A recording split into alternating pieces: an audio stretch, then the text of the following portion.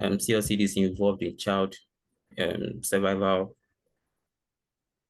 in Ghana. So what we do aside childhood development is also lecture series to equip students and then researchers to be able to do well in graduate school.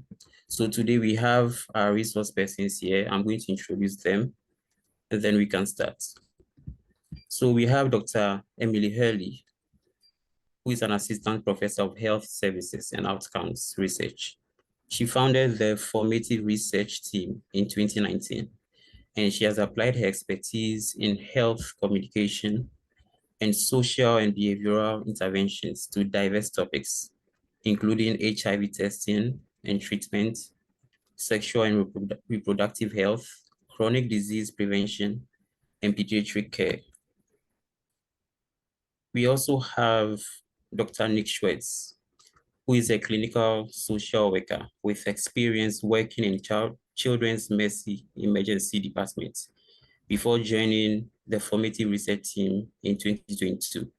He completed his PhD from the School of Social Welfare at the University of Kansas, where he conducted research on the intersection of physical health and mental health care, child welfare, economic mobility, and synesthesia. And then we have Dr. Ross Nalubega. She spends her research time focusing on how Black people learn about sex, birth, and childcare, and the role of social media in that learning process. Nalubega is interested in research methods and theories that empower Black people and realign the power structures between researchers and research participants. So the topic for today is qualitative research, how we can move from codes to theories and then to frameworks. And so the resource persons are ready. We can start now. Thank you so much, Joseph, for the introduction. Thank you to all of CLCD for inviting us back and everyone who's here today. It's always a pleasure to speak with you all. Today we're talking about kind of the later stage of qualitative analysis, from codes to themes. We are going to bring us back a little bit and talk about codes in general to start off, so that we're all on the same page about what a code really is, and what the qualitative data analysis journey looks like. So I'll take us through that first part. I'll hand it over to Nick at the second half to really take you from how we get to codes, to themes, to findings. Nalubega is our tech and behind the scenes person today, and we'll be managing the chat box. So feel free to ask questions along the way, and Nalubega can bring them to our attention, but we'll also try to get some time at the end for questions as well. So when we're thinking about qualitative analysis and what qualitative findings are, this is a really beautiful way, I think, to think of it.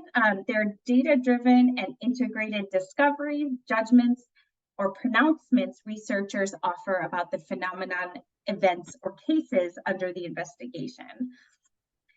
And synthesizing results to get to the findings is really a process where you build your coding and your analysis back up to where you started, with your conceptual framework, with your aims, with your objective.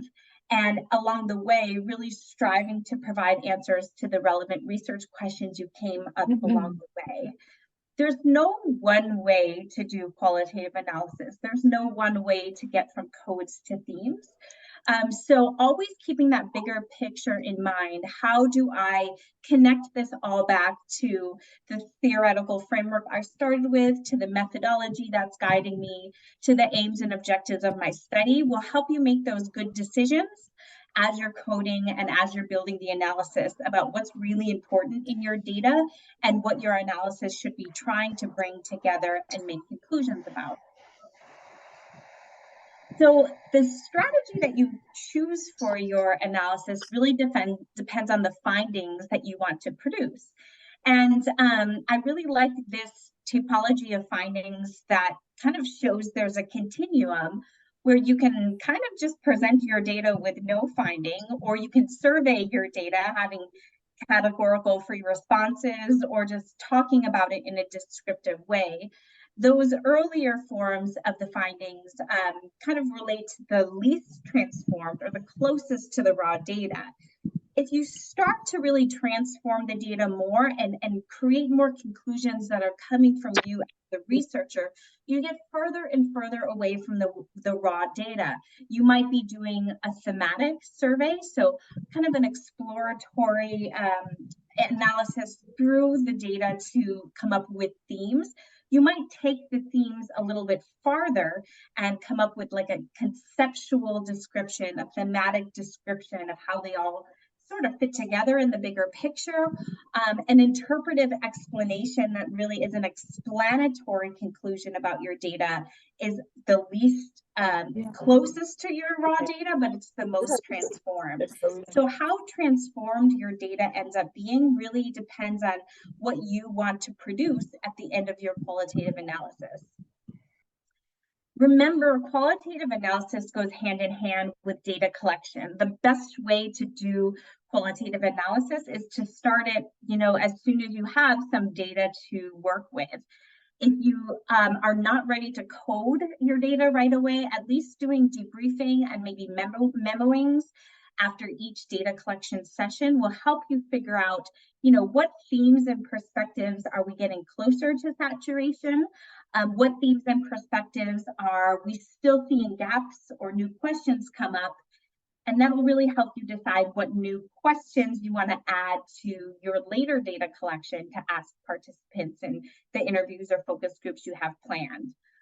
Member checking is a really useful way at the later stage of your analysis to start to get to saturation of your themes. If you're starting to see through that preliminary analysis of your earlier data that themes are coming up that you're kind of feeling are reaching saturation, you can check with later participants in a focus group or even in individual interviews to say, hey, we're hearing this and this and this over and over again. We think it means this, and have them sort of comment on it in a member checking way. So there's all these things you can do to analyze your data. It can be coding, it can be these things, but really thinking about the themes that are coming up as you collect the data really helps along the way. A warning that analyzing qualitative data can be a little messy and ambiguous, especially if you are doing a more exploratory methodology and you're really open to finding whatever themes and findings emerge from the data. If you're coding, it's really okay to go back and try different strategies. You don't have to commit to one strategy early on and hang on to it for the whole analysis. This is a lot different than quantitative research, where we really do need a plan and stick to it. For qualitative, we can have trial and error for the analysis and really try to explore and see what's happening. So just make sure that as you explore and as you try new analysis techniques, you document that journey.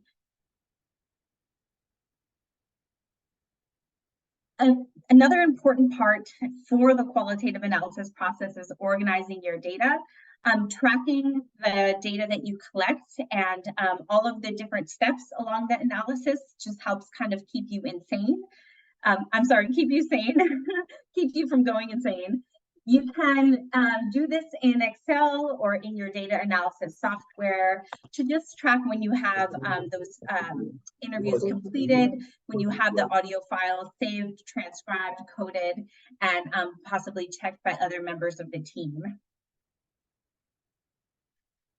So that's just a prelude about qualitative analysis, getting into the basics of coding, which I'm sure many of you are very familiar with. But how we see coding, again, it's a thoughtful but imperfect process, and it does take patience, practice, and flexibility. Johnny Saldana, whose coding manual for qualitative researchers I highly recommend, has a list of necessary personal attributes for coding. To be successful in coding, you definitely need to be organized. Dealing with a lot of transcripts of data can get overwhelming really fast. have perseverance, be able to deal with ambiguity. This is something I see researchers struggle with a lot. Again, there's no perfect process. It's really a lot about judgment and making good judgment calls along the way. Be flexible, creative, and rigorously ethical. Don't make your data come to conclusions that it's not coming to. Really ask yourself the hard questions about what are my participants really saying about this topic, even if it's something that was really not what you expected.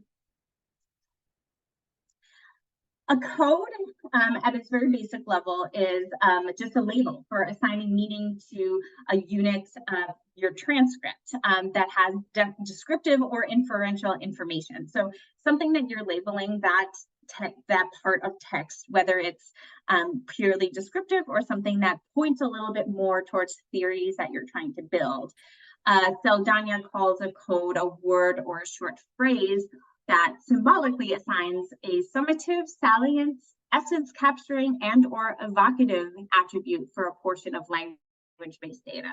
So in looking at that quote, you can really see how there's a lot of different types of code, a lot of different ways you can think about a code, and of course, a lot of different strategies for making codes that you could try out in the beginning and work with until you find something that works with your data.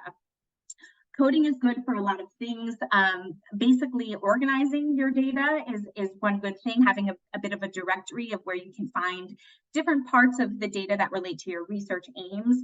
You can retrieve data easily with coding, but then as we get more into the deeper analytic functions of coding, it's good for assembling your data into topics and subtopics, for identifying patterns in the data, getting your data in a consumable form, and for building those codes up to a theory, if you're doing grounded theory, or even if you're just building up to themes and identifying some key themes that happen in your data. It also creates a nice evidence trail for your conclusions. If you come out of your qualitative data project with some strong conclusions and somebody wants to see how you came to them, coding can be a really good way to show them your thought process. In general, we like to think of coding in two different categories. Inductive codes emerge from within the data and are used to build a new theory. I always remember it like inductive coding, the codes are in the data. They're not something that you came to the data with. They're something that as you immersed yourself in your transcript, the codes emerged and you started to name them and come up with them based on what you were seeing in the data. We're going to mostly talk about inductive coding in the latter part of this session because inductive codes are really the gold nuggets that do help you build up to new themes and new theories.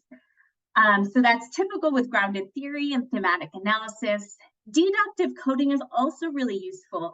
Deductive codes are those that are predefined according to a chosen conceptual or theoretical framework. This is really useful if there are specific categories of things that you need to identify. It's really common with formative or evaluation research. If you know there are certain components of, let's say, an intervention evaluation that you need to identify in the data, you would come to the data with those lists of codes. These are not necessarily strategies that need to be used one or the other. So many projects that we've done use a combination of inductive and deductive coding.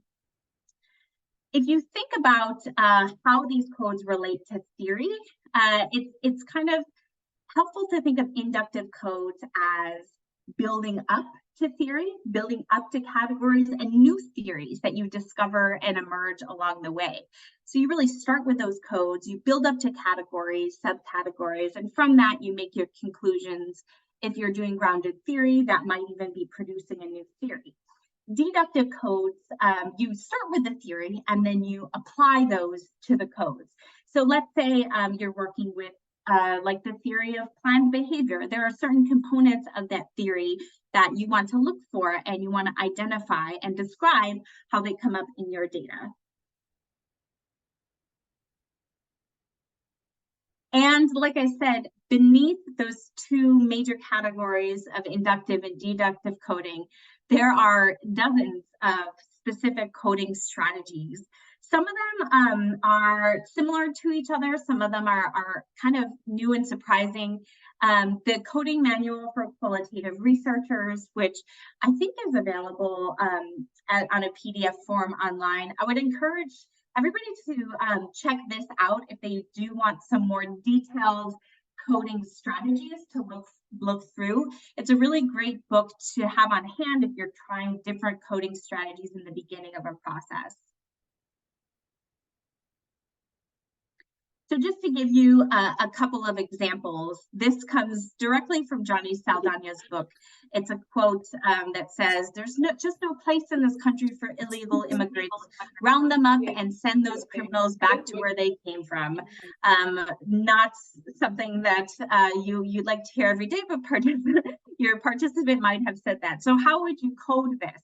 Really depends on the strategy that you're going to use. Like if you use inductive coding, one strategy within inductive coding is called in vivo coding. And in vivo coding tries to capture the words that the participants use and make those into the quotes, into the codes. So an in vivo code might take that actual phrase, "no place," and use that to label the data. And that would be inductive because the code was really in the data. The other ways you could code this is really endless, but if you were doing deductive or inductive coding where you came up with immigration issues as something that you definitely wanted to label in the text. This is more descriptive coding and it describes what in there. If you labeled it xenophobia, that indicates a value, and that could be values coding. So we don't really have time to get into all of these different types of coding right now, but it's just to show you there's a lot of different ways that you can code things. The Saldana manual is really helpful for that. And in the early phases of looking at your data, it's really, really beneficial to try a lot of different techniques.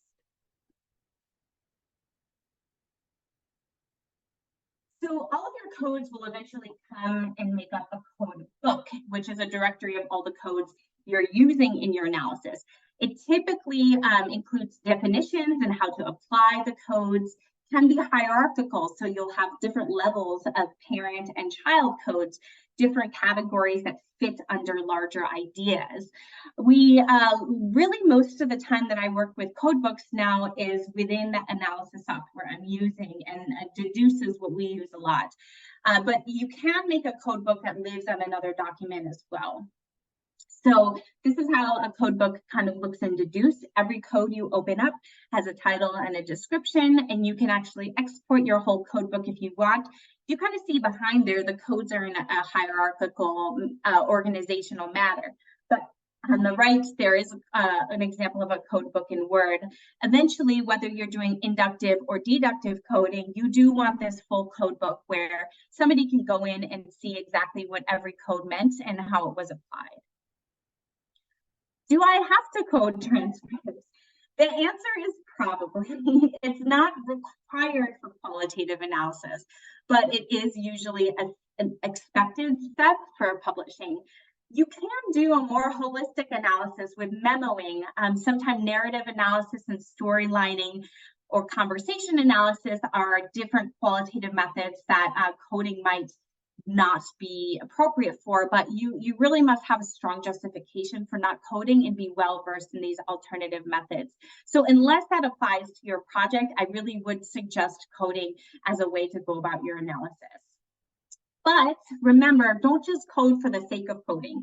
Coding should help you. If it's not helping you with the analysis, you need to change your coding strategy, because you as the researcher are driving the analysis. Make the codes work for you, not the other way around.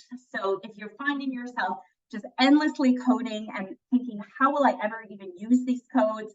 Then you are wasting your time, because you really do need those codes to be useful for you later on. And every step of the way, ask yourself the question of how am I going to analyze these codes and how will it build up into my larger research question? And that's really where I do recommend it. You don't necessarily have to use software for coding. There's a lot of software right now that's really widely available, and some that's basic with easy learning curves and no fees as well. It really kind of basically will help you organize your codes and create those code output reports so you can see everything that you coded under one code. On a higher level, if you really do get into more analytic functions of some of the other software, you can do fancy things like see where different codes are coded together. So analyze code co-occurrence.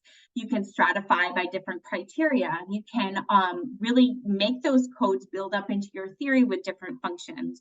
Again, the software should work for you, not the other way around. The software will not do your analysis for you.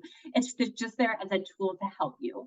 So that being said, you really don't need it. And if you're more comfortable with old school methods, highlighting and commenting in Microsoft Words, even cutting and sorting in index cards, have all been things that have been successfully used before software was really more the norm. I do think software is worth the learning curve just for all of the things that it helps you with organizing your analysis. Emily, so, there's been a request. This is a good time to stop with any questions. The request was for you to slow down a little so people can keep up. Oh, thank you so much. I'm actually finished with my part. Is there any slide that I can go back to that that you might want me to go over again?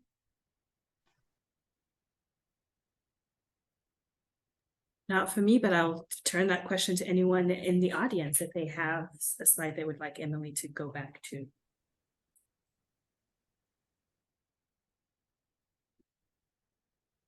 Well, forgive me for going a little fast. I wanted to make sure that I handed over to Nick Schutz with enough time to go over his slides.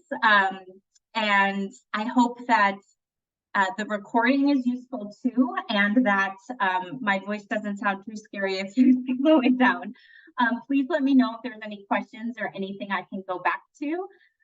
Otherwise, I'll turn that suggestion and comment over to Nick to take us through what happens when you go from codes to themes. Oh, there might be a hand. I see a hand up. Hello. Abina? Yes. Okay, so I wanted you to just go back a little on the difference between inductive and deductive coding. This was the main distinction between the two. So that's actually how the next section starts out. So that's perfect. If that's all right, I'll go a little deeper into it. Yeah, that's perfect. Thanks for the clarification. I did a really brief overview, but I will turn it over to Nick to review the difference between inductive and deductive coding. All right. Thank you.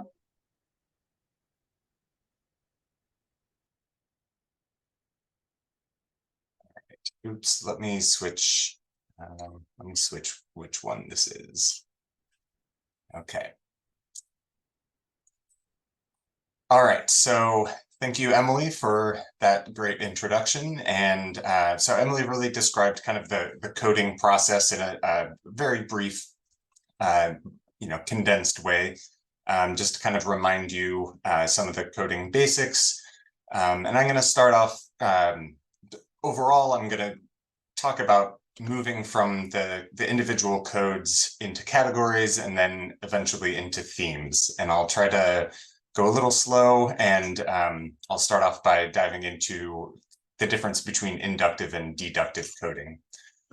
So when you use inductive coding, you come up with your own codes, kind of how Emily was mentioning before. And this is a process that happens as you steep yourself in the data. So you're reading the transcripts, you're thinking about the data, you're processing it, you're mulling it over, you're letting it percolate, and then you're thinking, what's a way that I can label this section of words, or this this quote or this excerpt?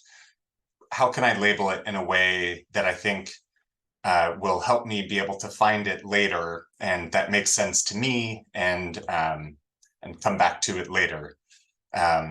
when you use deductive coding, the codes are determined ahead of time. So like if you are using a theoretical framework, that framework might have words or phrases or predefined labels that are part of a process, and you're taking that process and those associated words in the process, and you're applying those to the transcript or the text or whatever qualitative data you're analyzing.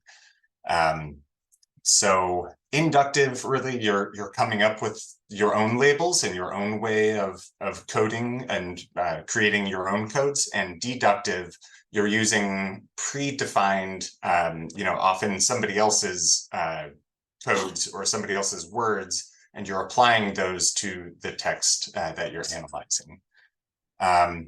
So you can either use one or the other, but often, sometimes the best approach is to use both inductive and deductive. So as with most things in qualitative research, those decisions depend on your situation, and you should really pick the approach that fits your study best. I know for my dissertation, I used both inductive and deductive coding. So my deductive codes came from my interview guides, like the list of questions that I asked during the interviews. That kind of helped me separate some of the sections of my transcripts based on the interview guide questions, and also some codes from my theoretical framework. But most of my codes were inductive. I hadn't thought of them until I'm going through and reading all the transcripts, and I think I think I know what I would label this quote as. And remember that throughout the whole process, your codes for inductive, your codes can, will, and probably should change and morph throughout the whole process.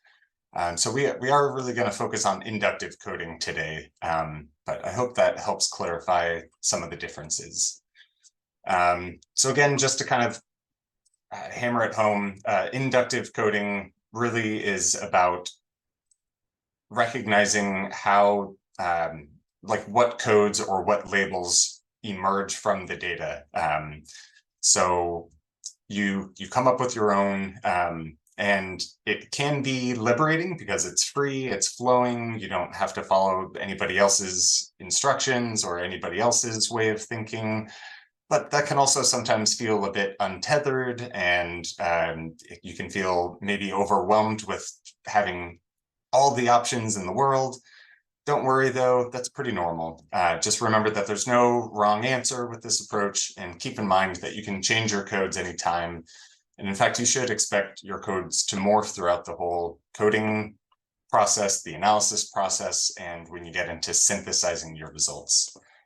So Emily found these quotes from Kathy Sharma's, where codes are kind of like the bones of your analysis. So you think about assembling all the bones to fit together like a puzzle or like a skeleton, and the spine of the skeleton that you're building or assembling is the categories, the primary themes, or the theory. But the first step in getting to that is to move beyond the concrete statements in the data and starting to interpret what you're seeing in the data during the analysis. So we're going to focus a little bit on Sharma's grounded theory process. You can use this for grounded theory, but you can use this process for lots of other different coding approaches. So even if you don't get to the point of generating a whole new theory, which is kind of the main thing for grounded theory approach, these steps can be really helpful in your coding process. So it starts out, step one, that initial or line-by-line coding, and I'm going to go into each of these. Then the next step is to really focus your coding, and then the third step is axial coding, which helps move into creating categories. So for the first step, the initial coding process, or line by line, it literally means going through each line of your transcript and coding as much as you can. There's some flexibility for how to do this. Some people really like to code everything, even if you code the text as completely unrelated, or you could have a code that says side talk. Some people even code uhs and ums, those disfluencies that just come.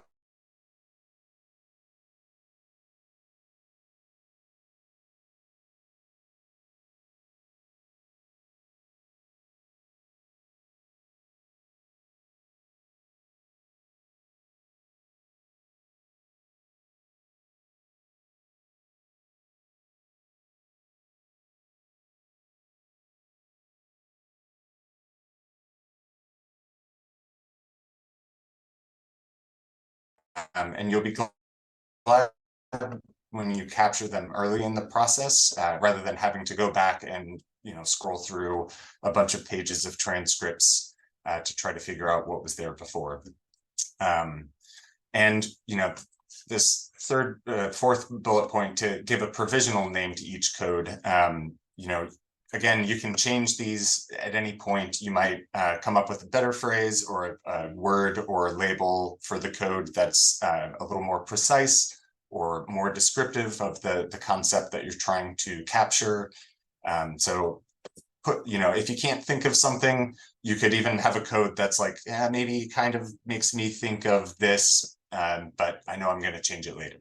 And it often takes going back over the same text a few times to kind of let the data sink in and give you time to think about like what's really emerging from the text. The second part is focused coding, and this is really kind of taking all of those initial codes and all of those broad labels and really starting to narrow them down and refine them and kind of shave off the less important or even unnecessary codes and kind of refine it down into a really workable set. And this is usually between 30 and 50 codes, but it depends on how much data you're working with and really what you're getting, what you're wanting to produce with the research analysis that you're doing.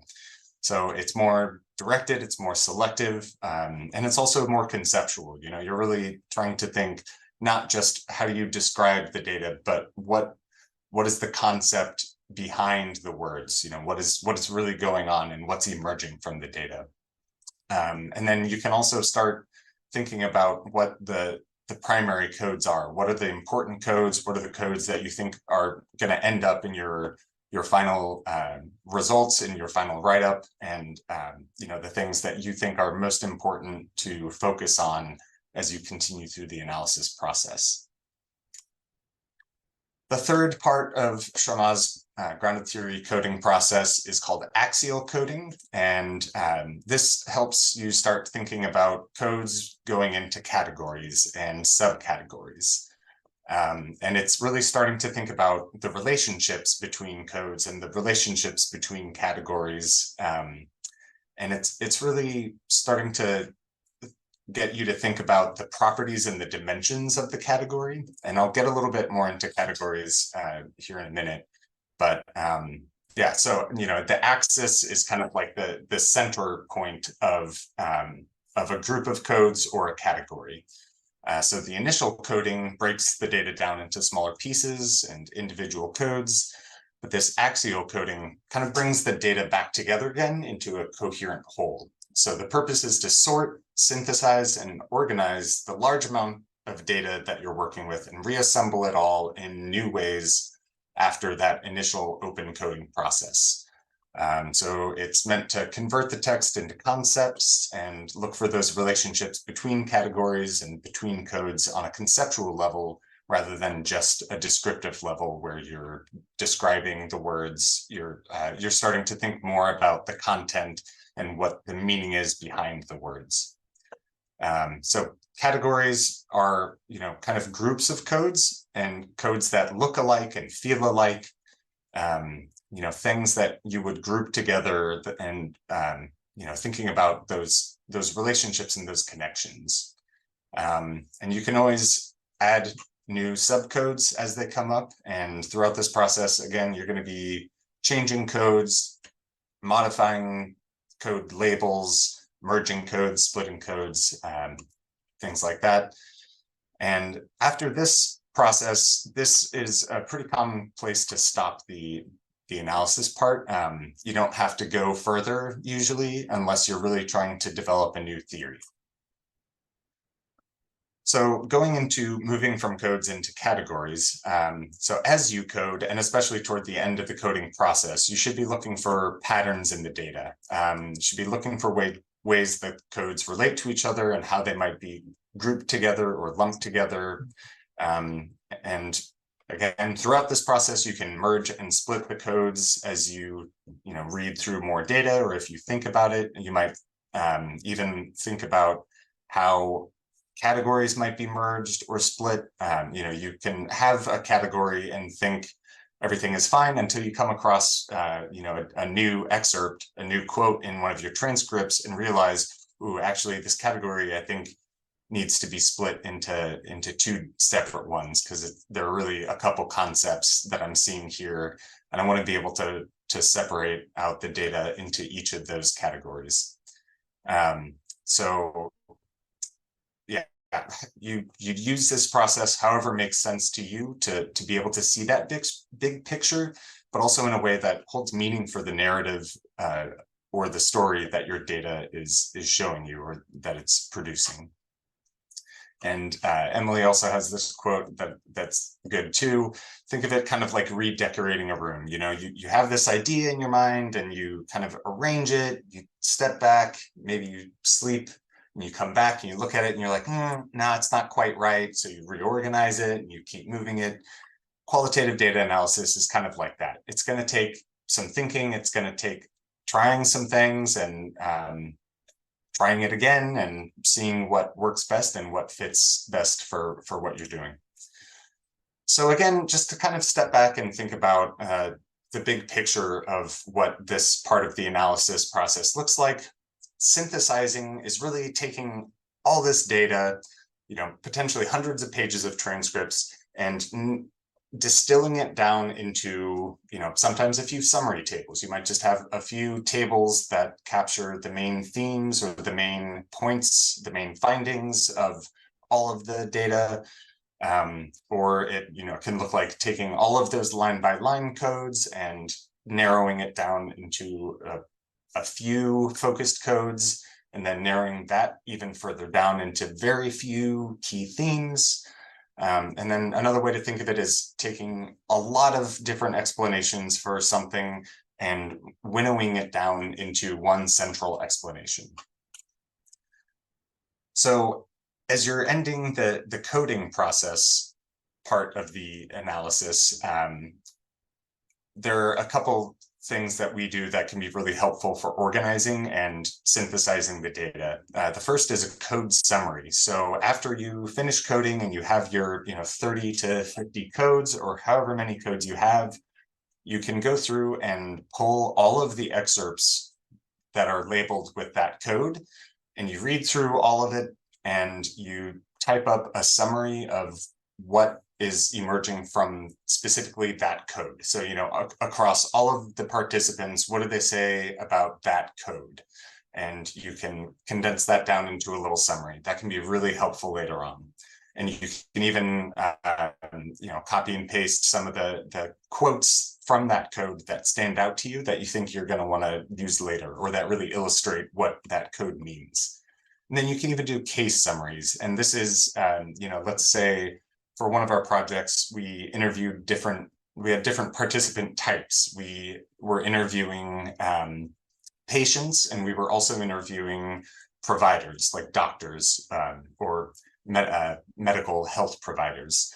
So, after going through and summarizing each individual code, we also found it helpful to go through and summarize what all of the patients had to say about in their interviews. And then we summarized what all of the providers, all the doctors had to say. And that can be really helpful for thinking about if you have groups of participants that kind of share some commonalities. So that can be a really, really helpful way to organize the data and start thinking about the relationships and what the data are telling you. And this whole time, you're still looking for those connections between the codes, between the concepts, between the categories, and you're looking for kind of overarching patterns and what those relationships and concepts are telling you. So moving from categories to themes, the themes really are your main findings of your categories, or the main findings of your data in general. So themes are more of a sentence or a phrase that illustrates the story that's emerging from your data, as opposed to, codes are usually just like a short word or a couple of words. A category can be kind of an overarching word or a couple of words, but a theme is kind of like a sentence. It's a little bit longer and it's more descriptive and, more story form, really. So here we can see that, you might have a category of codes that can all be lumped together under security, but the theme that you're seeing coming out of that category is denial means a false sense of security. So again, it's more narrative format. I like to think of this part of the process in a similar way that I see playlists. I remember I was doing a bunch of qualitative coding and, deep in this process, and my brain was just spinning. So I had to take a break.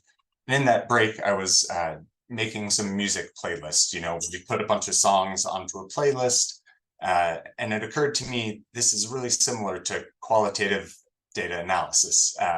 So, I don't know about anybody else, but I have a ton of different, very specific playlists. I have a playlist for driving at night. I have a playlist when I'm going for a run or doing exercise, or, I have a playlist when it's raining, but it's still hot out, or I have a playlist when it's snowing. So all of the songs on each of those playlists, it's not necessarily about the lyrics or about, even the genre, but it's more about the feeling that the song evokes. That's kind of how coding and categorizing and theming, all of that process is putting things that are similar together into groups that make sense to you and that tell the story that you're trying to relate with your analysis. So producing themes is a perfectly fine stopping point in your analysis. You don't always have to go further and produce a theory. And really, it might not make sense to try to produce a new theory, depending on what your final product that you're aiming for is. But these themes can either align with your theoretical model that you start with, but they might also be completely new and outside that framework, and that's okay too. If you end up with too many themes, though, remember, really you should aim for around 3 themes. 5 themes is kind of pushing it, and anything more than 5 makes for a really long results section. So if you find yourself with too many themes, then kind of go through that process of narrowing it down again and think about, are there any themes that might actually be grouped together because they share some commonality or they share a conceptual relationship. Let's see. So this is kind of the last step in Sharma's grounded theory process. But again, this is a step that a lot of times people don't feel is necessary. But the theoretical coding is really thinking about how codes relate to each other as hypotheses that can be integrated together into developing a new theory. So if you do go this route, this step can actually take the place of the axial coding step, since they're both essentially trying to weave the pieces of the story back together into a cohesive whole. So moving from all of this into your results, into your findings. So as you go through this process, remember your methodology, remember what final product you're aiming to produce at the end of this process, at the end of your analysis.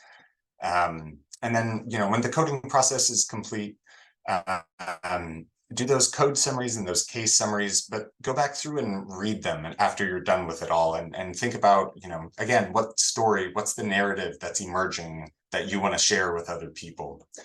And And then I'm going to get into memos here in a minute. I know Emily mentioned them a little bit earlier, but I'm going to talk a little more about how to use them and how important they can be. So all of this can be really helpful for setting up your results section. But, you know, try to be strategic. Keep looking for those patterns, look for those relationships between codes, relationships between categories and subcategories, and look at, you know, what makes sense for what you're aiming for. So to dive into memos very briefly, memos are really just little quick notes. They can be big notes, they can be little notes, and it can be a really helpful part of the process for tracking your mental process and tracking how your way of thinking might change throughout this process. And it can also be really helpful when you're communicating with a team. So especially if you have you know, multiple people doing the coding, but even if you're the only one coding, but you have other members of the team that, you know, maybe the PI or the co-PI of your project, these are just little notes that can help track how you're thinking about the project in general and the analysis. So you can use memos to think about, you know, your own role as the researcher, because in qualitative, you know, you as the researcher is an instrument, and that can impact the analysis. So we should be explicit and transparent about how our own experiences and everything that we bring to the table might be affecting this analysis process. It's not a bad thing, but it's good to write down and to be transparent about. You can attach a memo to a category or even an individual code. As Emily showed earlier, when you're making a code book, you know, you can attach the definition of that code as a memo. And that can be a way to remind yourself, you know, how to apply the code, what the code, how it's defined, and even how not to apply it as you run into those cases through the analysis process. It can also be a way for you to reflect on, you know, how the data you're looking at and steeping yourself in, how that relates back to the theory or your theoretical model. And also, just a quick note, memos can also be an important part of the audit trail, and that can add to the trustworthiness of your qualitative research. So this is kind of keeping a record of the whole process. That can be important for some journals and some dissemination efforts further down the road. So there are some different ways that you can use memos, and I talked a little bit about them. So early on in the process, you can link memos to each case or each interview or each you know, case group of interviews or groups of participants. You can attach memos to excerpts that stand out, and then you can, you know, have notes about how they start relating to each other. And then later in the process, you can describe, again, how your thinking changes and, you know, what thoughts you might have, how the, you know, different perspectives change and what you're thinking for those relationships between the codes and between the categories and subcategories. So just to give a quick example of how this helped us in a previous project that we worked on, talking about prep communication.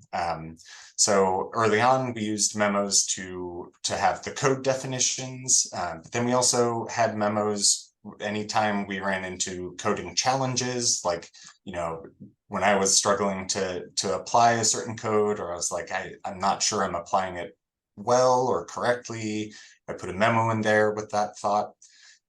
We also had memos about how to properly apply the codes, when you should not apply a code, even just general thoughts, and even when you might catch yourself overusing or underusing certain codes. You know, it's like, oh, I totally forgot about this, you know, subcode, and I have not been using it for the last 3 transcripts. That's important to note. But also even maybe a memo when you find yourself using same two codes at the same time over and over again, that might cue you that maybe those codes need to be merged. And then later in the process, we also used Memos as a way to attach our code summaries and case summaries. And it was really helpful for our code co-occurrence analysis. And again, this is that coding manual for qualitative researchers. This has some great thoughts about how to use Memos. And this other book, Constructing Grounded Theory by Sharmaz, has a lot of great information for how you can use Memos to help with your research analysis. And then almost wrapping up, but again, you know, we had this slide a little bit early on, but think of all of these things at the end of your process, all of the things that you write, all of these notes and memos and summaries. This is a lot of work when you're doing it, but it lays the groundwork for your results section. And a lot of times, like our code summaries and our case summaries, we copy and paste those right into our results section when we're doing the write-up. And yeah, you know, you have to edit it and you have to, you know, work it into a more written format, but you don't have to start from the beginning. You've been building these blocks along the process, and it can really help with that final write-up and your dissemination efforts. So the last slide I wanted to show is similar to a slide that Emily had shown earlier, and this really just kind of sums up this coding, analysis, and synthesizing process that kind of funnels everything from broad to narrow. So you start out with all this data and you label it with codes, so there are fewer codes than there are words in your transcripts. And then you refine the codes down and you have some subcodes, but those get merged into categories and then subcategories. And then you start grouping you recognize patterns in those, and you know, find those themes and those concepts. And that can lead to an assertion or a theory, but you know, even at the themes and concepts level, this just kind of shows a nice overview of the full process.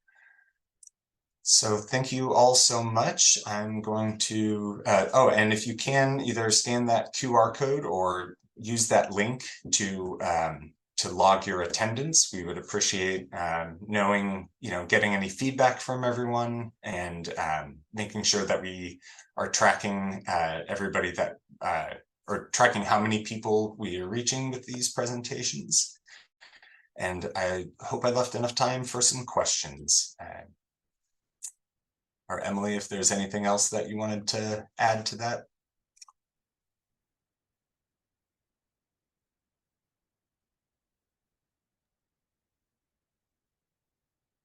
Thank you so much, Nick, and thank you everybody for having us again.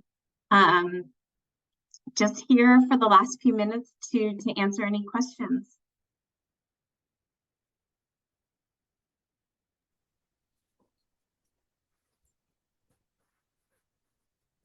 Thank you very much, Dr. Hurley and Dr. Nick Schwetz. So if you have any questions, you can raise your hand, or you could also type the question in the chat box.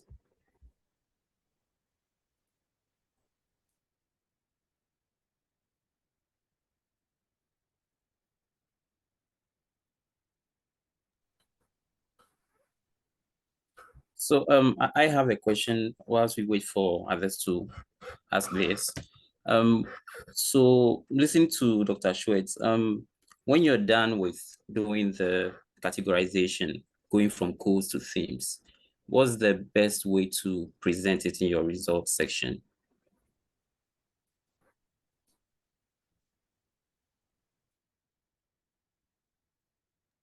Sorry, I couldn't find the mute button. That's a great question. The best way to present it. I don't know that there's necessarily a perfect way or a best way. You know, as with so many things with qualitative analysis, it really depends on, you know, each unique individual study, and also, you know, really what your like where you're disseminating, you know, what kind of journal, what things they might be looking for, or, you know, just who your audience is, you know, who are you trying to relate the story to, and what are they going to connect with?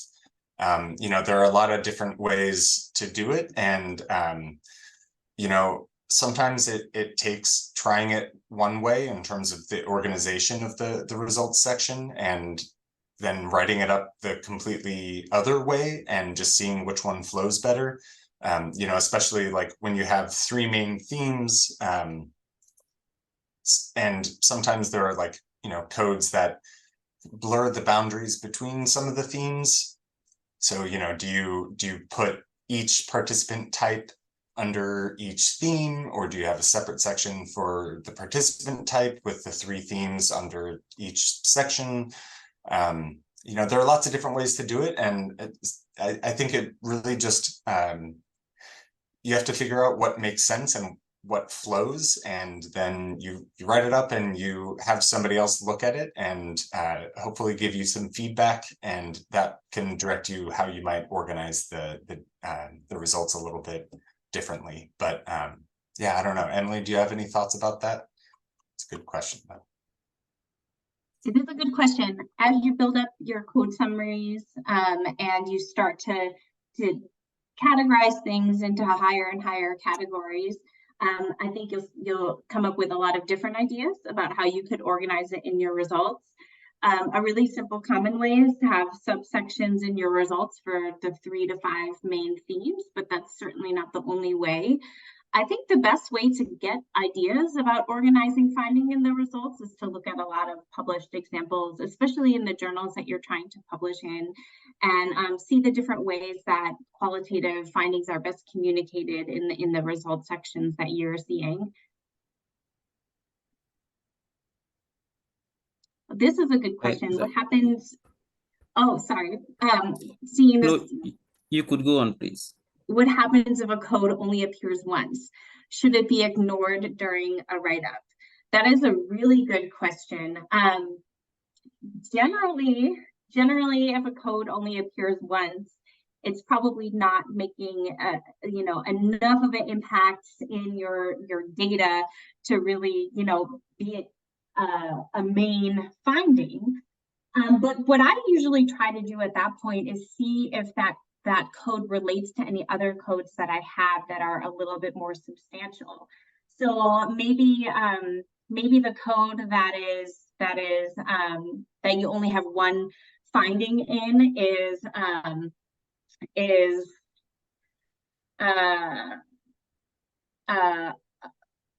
can't even think of a very good example. Maybe one code you have that only has one code is lack of health insurance as a barrier, but another code you have is cost of services as a barrier. You might merge those 2 ideas together so that you don't lose the one finding, but you can talk about it in a larger category. Cost was a barrier. It included, you know, insurance, but mostly people talked about the cost of services.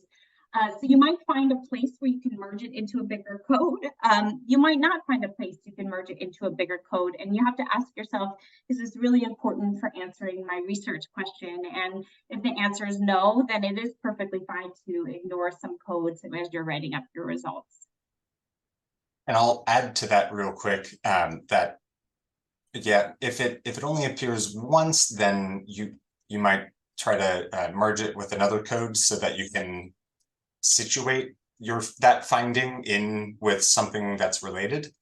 So Emily is definitely right, but I will say that the number of times the code gets used doesn't necessarily make it more or less important. There are, you know, you might have a code that you use 50 times in each of your interview transcripts, but that doesn't mean that it's any more like that there's any more substance to it, or that it's more substantial, or that there's any more value to it. And you might have a code that's used, you know, maybe 5 times in 3 of your transcripts, but it's a really important concept, and it you know, blew your mind and like knocked you back in your seat, and you're like, wow, that's really powerful.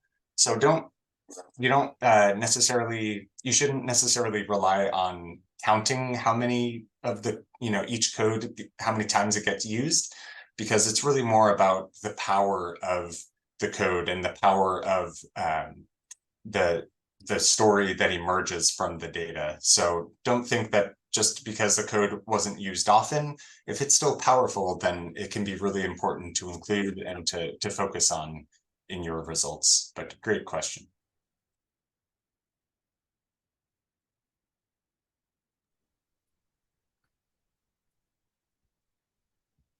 All right, so I think there are no more questions. Thank you very much, Dr. Nick and Dr. Emily. This was really great. I believe we've all learned a lot, and we'll go back to the recordings also. I think it was a little bit fast also from the beginning. So I think when we go back to the recordings, we'll be able to get more insight from it. So we are so grateful for your time. Thank you for the presentations. And for everyone else, we are grateful for you showing up also for this lecture. On 29th September, that's next month, we'll be having our next lecture, and we hope to see you again. So I'm going to type the link to the recordings for our lecture series. So you'll be able to find lecture 1 to 5. They're already on the website. We are going to add this recording as well. And hopefully we meet next month for another great lecture. So thank you, everyone. Thank you, Dr. Nick and Dr. Emily again. See you so much. next time. All right. Bye, Thanks, everyone. Bye. Oh. Bye. Thank you.